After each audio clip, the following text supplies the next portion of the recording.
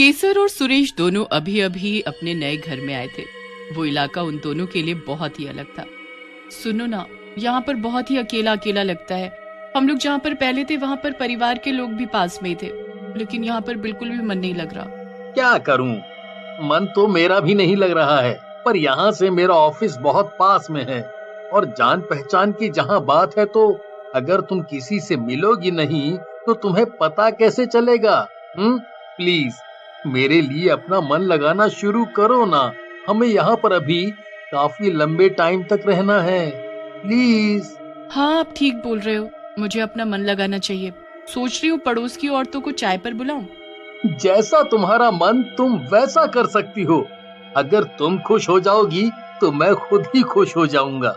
Suresh office चला जाता है और केसर वहीं दरवाजे पर खड़ी रहती है, पर वो पाती है कि मोहल्ले में बहुत ही शांति है, कोई दिख ही नहीं रहा है। कैसे मन लगे, यहाँ पर कोई औरत दिख भी नहीं रही है। बाहर खड़ी तो हूँ, पर कोई आए तब ना। चलो अंदर ही चलती हूँ। मैं आ गया। तुम कहाँ हो? तुम्हारा दिन आज कैसा गया? किसी से बातचीत हुई? बातचीत की बात कह रहे हैं, कोई दिखता तक नहीं है यहाँ। सब अपने घर में ही बंद रहते हैं। तभी वहाँ पर ढोल ताशे की आवाज आने लगती है। चलो चलो बाहर चलते हैं, लगता है किसी की बारात आई है। कितने बैंड बज रहे हैं। शादी, वो भी इस टाइम? अभी तो श्राद्ध चल रहे हैं, तो मुझे नहीं लगता कि किसी की शादी का ढोल है ये।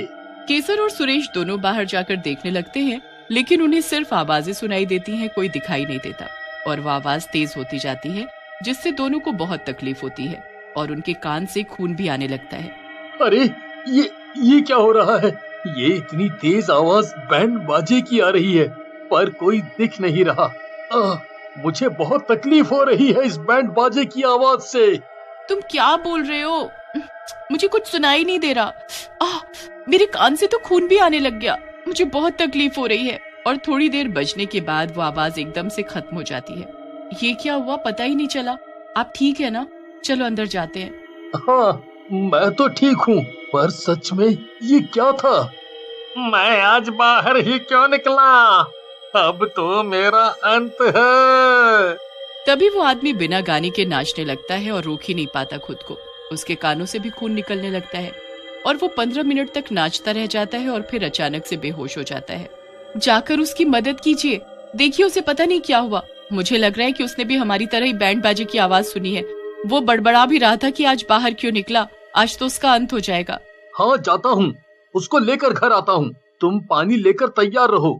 मुझे लग रहा है कि सिर्फ वो बेहोश हुआ है, उसके पैर भी पूरे छिले हुए लग रहे हैं और कान से खून भी निकल रहा है। अरे हाँ, तुम डॉक्टर को भी फोन लगाओ। सुरेश उस आदमी पर पानी मारता है और वो आदमी होश में आ जाता है। आप लोग कौन हैं और मैं कहाँ हूँ? कहीं मैं मर तो नहीं गया? क्योंकि आज मैं गलती से बाहर निकल गया हूँ। वो बैंड बाजे वाले भूत मुझे नहीं छोड़ेंगे, मुझे नहीं छोड़ेंगे। नहीं, आप सुरक्षित हैं। वो आप बिना गाने के डांस करने लगे और इतना किया कि आपको चक्कर आ गए, तो बस हम लोग आपको उठाकर अपने घर में ले आए हैं। आप हमें नहीं जानते होंगे क्योंकि हम अभी अभी यहाँ रहने आए हैं। मैं बिना बैंड के डांस नहीं कर रहा था। मुझे उस बैंड की आवाज सुनाई दे रही थी और वो भी बहुत ही तेज, जिसकी वजह से मैं अपने कदम नहीं रोक पा रहा था। कुछ सालों से यहाँ ऐसा ही हो रहा है। ये मोहल्ला भी बहुत ही खुशनुमा हुआ करता था, लेकिन कुछ सालों से हर 15 दिन बाद ऐसे ही कोई ना कोई इनके ढोल ताशे को सुन नाचते नाचते या तेज आवाज से अपने दिमाग की नसें फटने से मर जाता है। वो आवाज हमें भी सुनाई दी थी और ऐसा लगा जैसे नसें फट जाएंगी, पर हम दोनों में से किसी का मन नाचने को नहीं हुआ। या फिर ये कह सकते हैं कि हम लोग नाचे नहीं, सिर्फ उस आवाज ने हमें परेशान कर रखा था। फिर कुछ देर बाद वो खुद ही बंद हो गई। हाँ, फिर हमने आपको देखा तो आप नाचे जा रहे थे, जिसकी वजह से आपके पैर भी छिल गए हैं और आपके कान से भी खून आ गया था। मैं खुद से नहीं नाचा, मुझे उस शोर की वजह से नाचना पड़ रहा था। इसीलिए मोहल्ले में अब कोई बाहर तक नहीं आता है, सब अपने घर में ही रहते हैं। अगर कोई बाहर निकला तो उसके साथ ऐसा ही होता है। भगवान की दया से मैं तो बच गया।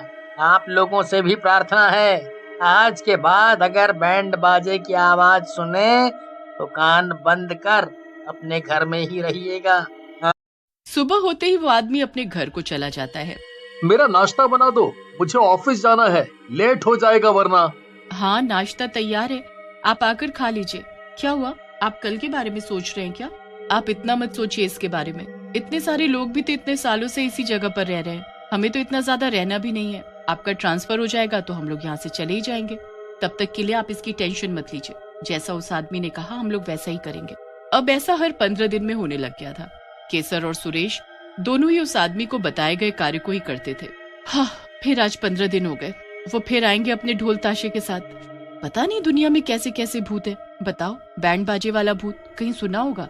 अब तो आदत सी भी हो गई है कि वो लोग आते हैं और हम लोग उसी तरह करते हैं, लेकिन कोई ना कोई मर ही जाता है। तभी ढोल ताशे बजने लगते हैं। नाम लिया और शैतान हाजिर। देखो आ गए। सुरेश और केसर अपने कानों को अच्छी तरह से ढककर बैठ जाते हैं। फिर जब उन्हें आवाज सुननी बंद हो जाती है तो वो अपने कानों पर से कपड़े हटा लेते हैं।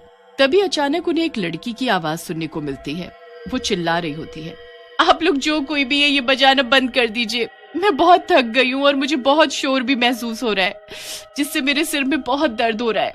प्लीज ये मत करिए आप लोग। लगता है आज इस लड़की की बारी है। देखो वो तो गिड़गिड़ा रही है, मानो लग रहा है कि उसे सब दिख रहा है। और उसके साथ वो लड़की इतना शांत क्यों है? हाँ, हमें जाने दो, हमने कुछ नहीं किया है। हम लोग तो इस बैंड बाजे पर तुझे भी नचाना चाहते हैं, पर तुझे असर क्यों नहीं हो रहा है? तू क्यों नहीं नाच रही है? क्या तू हमसे डरती नहीं है? 1 मिनट, गाना रोक दो। ये तो हमारे बैंड बाजे से कुछ कर ही नहीं रही है। ऐसा लग रहा है जैसे इसको हमसे डर नहीं लगता। पर इसे नचाने के लिए हम क्या करें? बैंड बाजा बंद होते ही वो लड़की बेहोश होकर गिर जाती है, पर दूसरी लड़की ऐसे ही खड़ी रहती है, मानो उस पर किसी बात का असर ही ना हुआ हो। बहुत बहुत शुक्रिया कि तुमने इसे छोड़ दिया। मैं तुम लोगों का एहसान कभी नहीं भूलूंगी। जब तक तू नहीं नाचेगी तब तक हम बैंड बजाते रहेंगे, लेकिन अगर तुम बजाने पर भी नहीं नाची तो हम सब हमेशा के लिए यहाँ से चले जाएंगे। तब तक भूत और वो लोग केसर और सुरेश को भी दिखाई देने लगे थे। अरे ये भूत क्या बोल रहे हैं? अगर ये लोग इस तरह नाचते रहे, इसमें तो हम सबको भी खतरा है। जल्दी अंदर चलिए, बहुत सारी चीजों से अपने कानों को हम ढक लेते हैं। रुको केसर, तुम ये कैसी बात कर रही हो? हमें उस मूर्छित लड़की को भी तो बचाना होगा। डरते डरते सुरेश और केसर उस लड़की को उठाने चाहते हैं, पर तभी तुम दोनों की इतनी हिम्मत कि तुम लोग इन्हें बचाने आए हो। अब तो इस लड़की को हमारे बैंड बाजे पर डांस करना ही होगा। और हम एक जबान के भूत हैं, इसीलिए हमारा बाजा किसी और को नहीं सुनाई देगा, बस इस लड़की को। इसीलिए तुम दोनों भी अब यहीं खड़े रहोगे, और अगर ये लड़की नहीं नाची तो हम हमेशा के लिए चले जाएंगे। और अगर नाचने लगी तो तुम चारों की मौत निश्चित है। चलो चालू हो जाओ और जितना तेज हो सके उतना तेज बजाओ। सारे भूत बहुत तेजी के साथ अपना बैंड बजाने लगते हैं। उन सब के चेहरों से लग रहा था कि वो पूरी जान से बजा रहे हैं, पर इनको सुनाई नहीं दे रहा था, क्योंकि वो सिर्फ उस लड़की के लिए बजा रहे थे। पर उस लड़की पर भी इसका कोई असर नहीं हो रहा था। वो बस उन सबको बजाते हुए देख रही थी। तुम लोग फिर से बजा रहे हो, देखो इन सबको बहुत दर्द होगा। तुम्हें इन लोगों की जान लेने में मजा आएगा क्या? पर भूत नहीं रुकते और बजाते रहते हैं, और 3 घंटे लगातार बजाने के बाद वो सब खुद ही थक जाते हैं, पर लड़की पर कोई असर नहीं होता। देखो, अब तुम लोगों ने खुद ही अपना बैंड बाजा बंद कर दिया। इसका मतलब तुम हार गए, तो अब तुम्हें हमेशा के लिए यहाँ से जाना होगा। हाँ, तुम ठीक बोल रहे हो। इस लड़की पर हमारे बैंड बाजे का कोई असर नहीं हुआ, इसीलिए हमने जो कहा था हमें वो करना पड़ेगा। हम लोग हमेशा के लिए यहाँ से जा रहे हैं। और बैंड बाजे वाले भूत वहाँ से गायब होने लगते हैं। अच्छा हुआ उन सब ने हमें कुछ नहीं किया, पर इस लड़की पर उनका कुछ असर क्यों नहीं हुआ? क्योंकि वो बहरी है, वो भी बहुत खतरनाक वाली। पर आज इसकी वजह से हमारी जान बच गई। सुरेश और केसर अभी भी वहीं रहते हैं, और अब मोहल्ले के सभी लोग एक दूसरे से बातचीत करने लगे हैं, तो सभी और हंसी खुशी रहने लगे हैं।